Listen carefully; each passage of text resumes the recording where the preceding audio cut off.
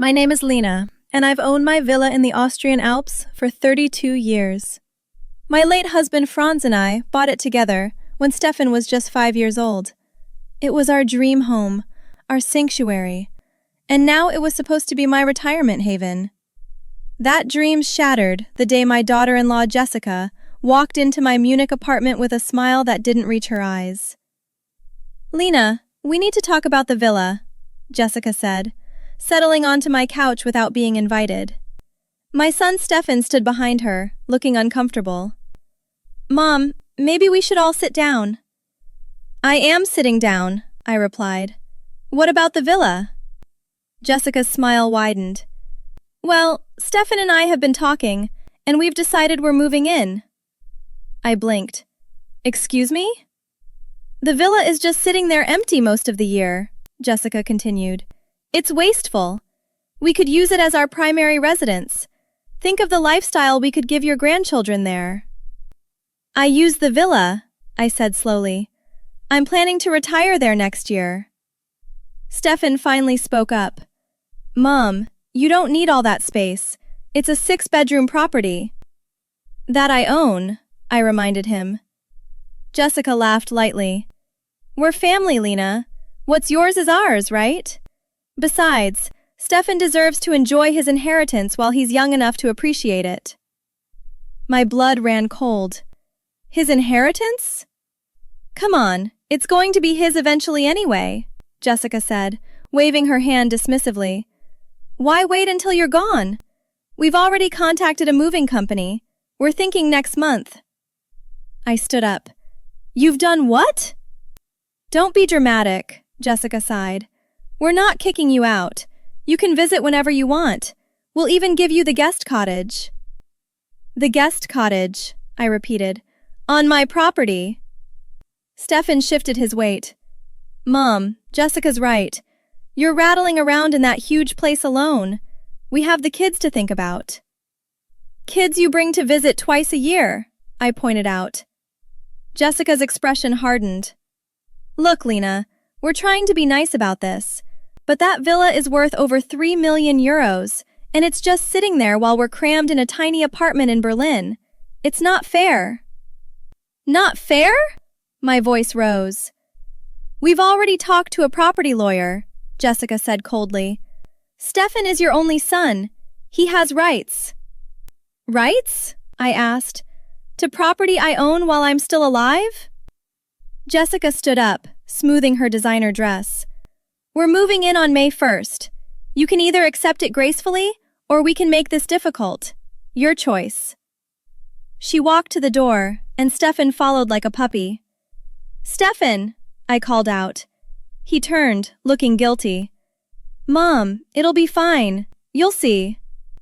The door closed behind them.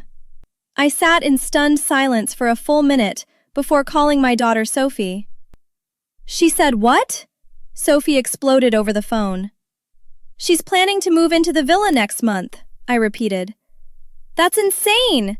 It's your property. She can't just—" "She seems to think she can," I interrupted. "She mentioned a property lawyer." Sophie was quiet for a moment. "Mom, I think you need to talk to Mr. Hoffman immediately." Mr. Hoffman had been our family attorney for 20 years. "And Mom," Sophie added, "don't let them inside that villa until you do." I met with Mr. Hoffman the next morning. "She said Stefan has rights to it?" he asked, reviewing his files. "That's what she claimed," I confirmed. Mr. Hoffman looked up over his glasses. "Lena, the villa is in your name alone. Stefan has no legal claim to it while you're alive." "Then why would she consult a lawyer?" "She probably didn't," he said.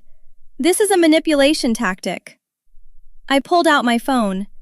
"She's been texting me about paint colors for her bedroom." Mr. Hoffman's eyebrows rose. "May I see those?" I handed him the phone, and he scrolled through, his expression darkening. "She's already hired an interior designer," he muttered. "She's treating this like it's done." "What should I do?" Mr. Hoffman thought for a moment. "Set a trap. Invite them to the villa. Let her think she's won." Why? Because I'm going to prepare documents, he said with a slight smile. We'll make sure she understands exactly where she stands. Over the next 2 weeks, Sophie helped me gather evidence. Sophie came over with her laptop. Mom, look at Jessica's Instagram. There were photos of the villa captioned, "Can't wait to make this our forever home. #Alps living, #dream house." She posted this yesterday, Sophie said. She's telling everyone it's hers. My hands shook. She's shameless. There's more. Sophie clicked to another post. She's measuring for custom furniture. The photo showed Jessica with a measuring tape in the villa's living room from Easter. Mom, she's been planning this for months, Sophie said quietly. I called Mr. Hoffman immediately. Bring me everything, he instructed. Every text, every social media post, every conversation witness. 3 days later, we met at his office. I've prepared a comprehensive property protection package, Mr. Hoffman said. This includes a cease and desist, a restraining order if necessary, and a legally binding statement of ownership. Will it be enough? That depends on how we play this, he replied. I suggest we arrange a meeting at the villa. Let her walk in thinking she's getting her dream home. And then? Then we show her what's really waiting inside, he said. I'll be there, along with a notary.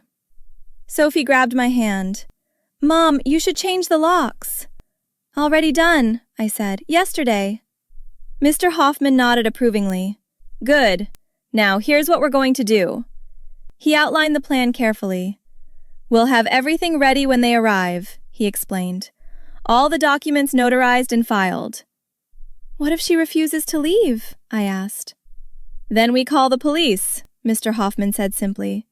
She has no legal standing. Sophie looked at me. Are you sure you want to do this, Mom? I've never been more sure, I replied. Mr. Hoffman handed me a folder. These are copies of everything. Keep them safe. I took the folder, feeling its weight. Thank you. One more thing, he added. Don't engage with her until Saturday. Let her think everything's going according to her plan. She'll be overconfident, Sophie said. Exactly, Mr. Hoffman agreed. That works in our favor. I nodded, already planning what I'd say. I texted Jessica. Let's meet at the villa Saturday to discuss arrangements, 2 p.m. Her response was immediate. Finally being reasonable. See you then. Sophie drove up with me Friday night. You ready for this? I've been ready since she tried to steal my home, I replied. Saturday morning, Mr. Hoffman arrived with his assistant and a notary named Mrs. Weber. Everything is prepared, he assured me. At exactly 2 p.m., Jessica's BMW pulled into the driveway. She practically skipped to the door, Stefan trailing behind with their 2 kids. Lena! Jessica called out cheerfully. We brought the children so they could see their new home. I opened the door. Come in. Jessica walked past me, already pointing at walls. Stefan, this is where we'll put the... She stopped short, seeing Mr. Hoffman, his assistant Mrs. Weber, and Sophie with folders spread across the dining table. What's this? Jessica asked, her smile faltering. Please sit down, I said calmly. I don't understand, Jessica said. Why are all these people here? Mr. Hoffman stood. Mrs. Brandt, I'm Lena's attorney. Please, have a seat. Jessica remained standing. This is a family matter. Actually, it's a legal matter, Mr. Hoffman corrected. Stefan finally spoke. Mom, what's going on? Sit down, Stefan, I said firmly. They sat, Jessica's face turning red. Mr. Hoffman opened the first folder. Mrs. Brandt, you've made claims about your right to occupy this property. Is that correct? It's my husband's inheritance, Jessica said defensively. While his mother is alive? Mr. Hoffman raised an eyebrow. Please explain the legal basis. Jessica's mouth opened and closed. Well, we assumed... You assumed incorrectly, Mr. Hoffman said. This property is owned solely by Lena Fisher.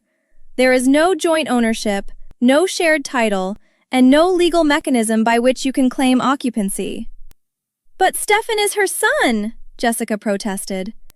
Irrelevant to current ownership, Mr. Hoffman stated.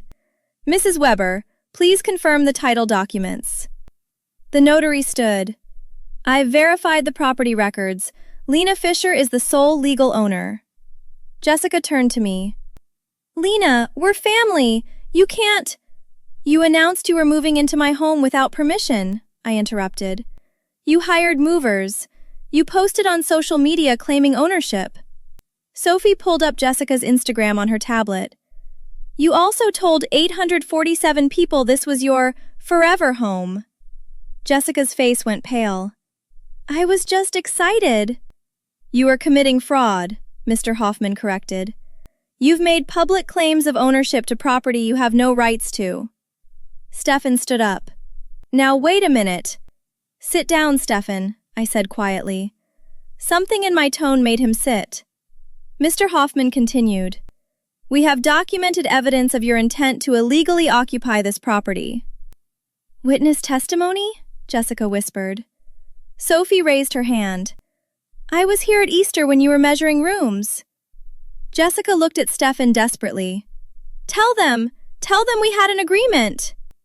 Stefan looked at me, then at the floor. We talked about it. We talked? I repeated. Or Jessica talked and you agreed to steal from your mother. It's not stealing, Jessica shouted. But it's mine, I said simply. Mr. Hoffman pulled out another document. This is a formal cease and desist order. Jessica stood up, shaking. This is ridiculous. You demand nothing, Mr. Hoffman interrupted. You're currently trespassing. Trespassing? Jessica's voice went shrill. I'm her daughter-in-law. You're an unwelcome guest who attempted to illegally claim property, Mr. Hoffman corrected. Lena, would you like them to leave? I looked at Stefan. I'd like to speak to my son, alone. Jessica grabbed Stefan's arm. We're not separating. Yes, we are, Stefan said quietly, pulling away. Jessica, take the kids to the car. Stefan! Now, he said firmly. Jessica gathered the children and left, slamming the door. Stefan turned to me. Mom, I'm so sorry. Sorry for what exactly? I asked. For everything, he stammered. Jessica kept saying the villa was wasted on you, that we deserved it more. And you believed her? I asked softly. His face crumpled. She made it sound so reasonable. Sophie spoke up. Stefan, she manipulated you into trying to steal from Mom. I know, he shouted, then lowered his voice. I know. I see that now. Mr. Hoffman cleared his throat. Lena, shall I continue with the legal documents? I nodded. Please. He pulled out a thick folder. This is an updated will. Lena has made changes to her estate planning. Stefan's face went white. Mom, no! Let him finish, I said. Mr. Hoffman continued. The villa will now be held in an irrevocable trust. Upon Lena's passing, it will be sold, with proceeds divided equally between her 2 children. Sold? Stefan whispered. Yes, I confirmed. Neither you nor Sophie will inherit the physical property. Sophie squeezed my hand. Mom, I support this completely. Mr. Hoffman added, additionally, any attempt to contest this will result in immediate disinheritance. Stefan sat down heavily. I've ruined everything. You let Jessica ruin it, I corrected. Mrs. Weber spoke up. For now, sign these acknowledgement forms, confirming you understand the legal boundaries. She pushed papers toward Stefan. These state you recognize Lena's sole ownership and forfeit any claims. Stefan picked up the pen with shaking hands. Mom, I love you. I'm so sorry. Sign the papers, Stefan, I said. He signed. Mrs. Weber notarized them. The door burst open and Jessica stormed back in. I'm not done. This is family property. I have rights. You have 0 rights, Mr. Hoffman said coldly. And if you continue, I'll file harassment charges. Harassment? Jessica laughed bitterly. I'm calling my lawyer. Please do, Mr. Hoffman replied. I'd love to hear their opinion on attempted property fraud. Jessica's face flushed. It's not fraud. It's family. Lena, please, be reasonable. I am being reasonable, I said calmly. I'm protecting what's mine. But we need this, Jessica cried. We're drowning in debt. The apartment is too small. So your solution was to take my home? I asked. It was supposed to be easy, Jessica sobbed. You're alone here. We have children. We deserve this more than you do. Deserve? Sophie stood up. You deserve nothing. Jessica turned on her. Of course you're on her side. You always were the favorite. I'm on the side of not stealing, Sophie shot back. Mr. Hoffman's assistant began packing documents. We're finished here. Mrs. Brandt, you need to leave. I'm not leaving until… Yes, you are, Stefan said quietly. Jessica, we're going. Now. Jessica stared at him. You're giving up? Just like that? There's nothing to give up, Stefan said tiredly. We never had any claim. Stefan, please, Jessica begged. Think of our future. Think of the life we could have here. I'm thinking of my mother, Stefan said, who you tried to manipulate. She has the Munich apartment, Jessica shrieked. Which you also suggested we move into, Stefan said flatly. I remember now. You wanted everything. Jessica's expression turned venomous. Fine, keep your precious villa, Lena. I hope you die alone in it. The room went silent. Mrs. Weber looked at Mr. Hoffman. That sounds like a threat. I'll note it in the record, Mr. Hoffman agreed. Jessica realized her mistake. I didn't mean… Get out, I said quietly. Jessica looked at Stefan one more time. Are you coming? Stefan looked at me, then at Jessica. I'll meet you at the car. Jessica left, cursing under her breath. When she was gone, Stefan approached me. Mom, how do I fix this? You can't, I said honestly. Not today. Maybe not ever fully. I understand, he whispered. Stefan, I called as he reached the door. I still love you, but I don't trust you anymore. He nodded, tears streaming down his face. I'll earn it back, somehow. After he left, Sophie hugged me. You okay, Mom? I'm better than okay, I said. I'm free. Mr. Hoffman smiled. The documents are filed. The trust is established. No one can touch this property, Mrs. Weber added.